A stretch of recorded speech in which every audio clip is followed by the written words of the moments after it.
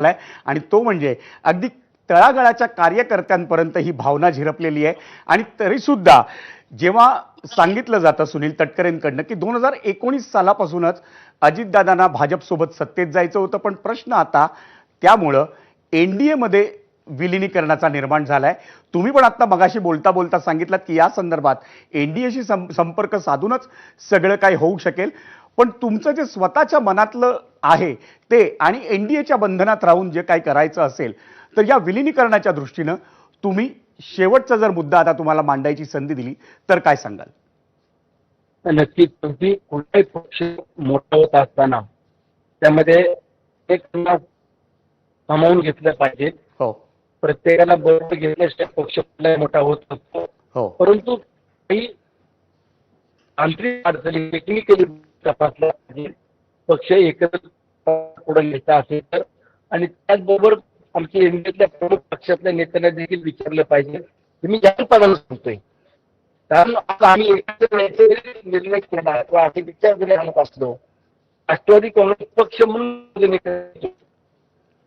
कुटुंबांच्या नेतृत्वामध्ये आम्ही सर्वजण पुढे जायचं ही भूमिका जरी आम्ही स्वतः घ्यायचं ठरवलं तरी सरकारमध्ये उद्याच्या काळात आम्ही एकत्रितपणाने असलं पाहिजे। आम्हाला त्या ठिकाणी राहायला पाहिजे, या बाबतीत देखील आम्हाला विचार करण्याची वेळ आहे। आणि आज जे सगळे प्रश्न उपस्थित करत असताना उद्या 15 दिवसानं 20 दिवसानंतर त्या बाबतीत देखील एकत्रितपणे बसून चर्चा करायला आपल्याला संधी आहे। अजून काही वेळ गेली अशाचा भाग नाही, पण हे एकत्रितपणानं पक्षातले नेते दोन्ही पक्षातले बसून चर्चा करायला हवी। आणि त्यानंतर मग आम्ही आमच्या नेत्यांनी एनडीएतल्या प्रमुख पक्षातल्या नेत्यांशी चर्चा करून मग पुढे जायला पाहिजे। आज ती वेळ नाहीये, योग्य वेळी योग्य तो निर्णय होईल असं आपण आज अपेक्षित धरूया। योग्य त्यावेळी निर्णय होईल, पण निलेशजी हा प्रश्न जर तुमच्याकडे टाकला आणि जर सांगितलं की राष्ट्रवादी काँग्रेस अजित पवारांच्या नेतृत्वाखाली जी कार्य करत होती त्या राष्ट्रवादी काँग्रेस सोबत विलिनीकरण करायचं का एनडीए सोबत जाऊन त्या राष्ट्रवादी काँग्रेस सोबत विलिनीकरण करायचं, तुम्ही कोणता पर्याय निवडाल?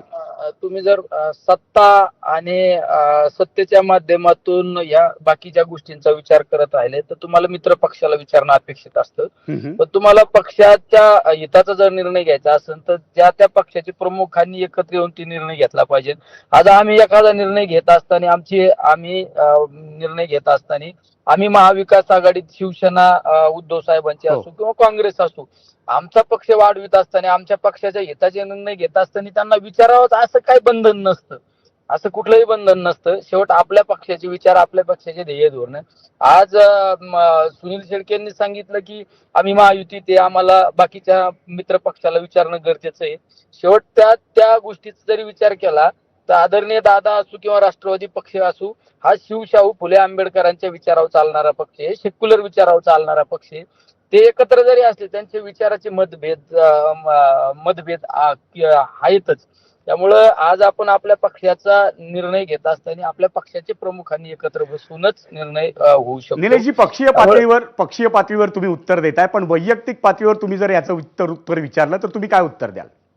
मी जे उत्तर देणार आहे ना तेच माझ्या समोर जे बसलेले आहेत ना आमचे आदरणीय सुनील शेळके साहेब, ते सुद्धा तेच उत्तर देणार आहे। त्यांच्या मनात काय आहे ते मला माहिती आहे, माझ्या मनात काय आहे त्यांना माहिती आहे। आमच्या दोघांची पण प्रामाणिक भावना आहे। आम्ही राजकारण बाजूला जर ठेवून जर बोलायचं म्हणलं तर आमच्या दोघांची पण प्रामाणिक भावना आहे का हे सगळे एकत्र आले पाहिजे, हे पवार परिवार गुण्या गोविंदाने आणला पाहिजे, ही आमची पहिल्या दिवसापासूनची भूमिका आहे।